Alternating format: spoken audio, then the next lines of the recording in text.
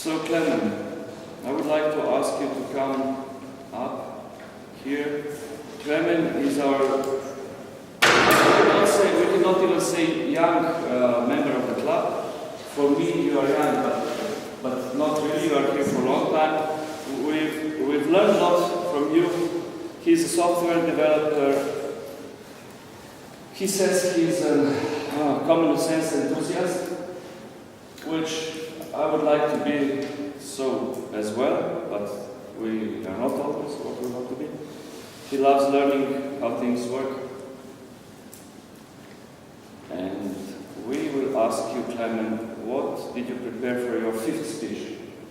The title of the speech is Who is sabotaging your life decisions? As we already said, today we will talk about us, psychology. In the first part, I will explain you what a cognitive bias named anchoring is. In the second part, I will explain why it exists. And in the third part, I will tell you how to avoid this, so that people don't abuse you. Anchoring is really a simple thing. It's one of the cognitive biases. It's because we give too much information on the first information we get. Anchor from the ship is really a good visualization of what anchoring does to us as humans.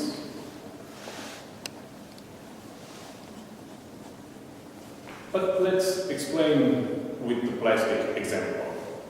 One of the earlier researchers of the anchoring were Daniel Kahneman and his partner Amos Tversky, and they made an experiment. This is one of my favorite experiments, which goes like that. They used a group of students and a wheel of fortune. A wheel of fortune is a wheel which has numbers from 0 to 100 on it. And you spin this wheel, and where it stops, this is the number you get. But the professors rigged this wheel of fortune so that it stopped only on 10 or 65. But the students didn't know that at all. When a student came to this wheel of fortune, they had to spin it, and the wheel stopped at 10 or at 65. After that, they were asked a question.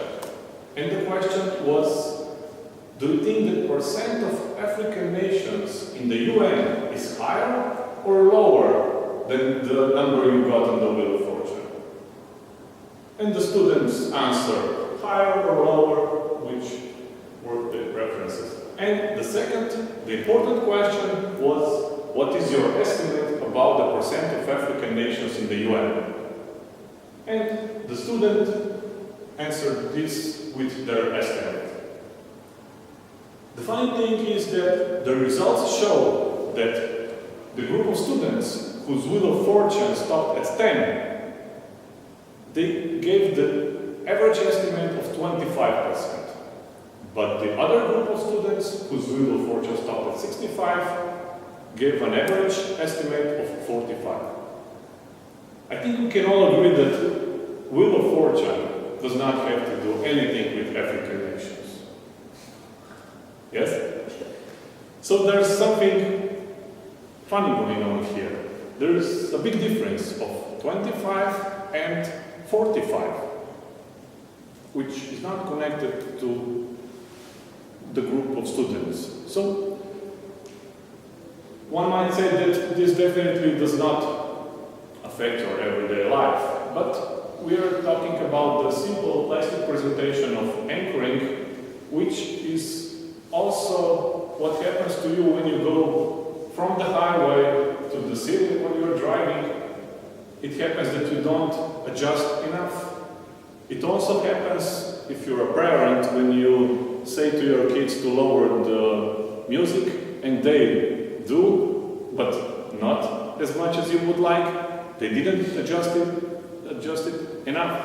And The question is, why does this happen? Why it exists anchoring at all? Honestly said, scientists don't know it. Science, until now, didn't find an exact explanation. There are many different theories. One is more popular than the other. Only thing that scientists agree is that this is really simple to demonstrate, but very hard to explain. It's also an idea that many different causes are here at play.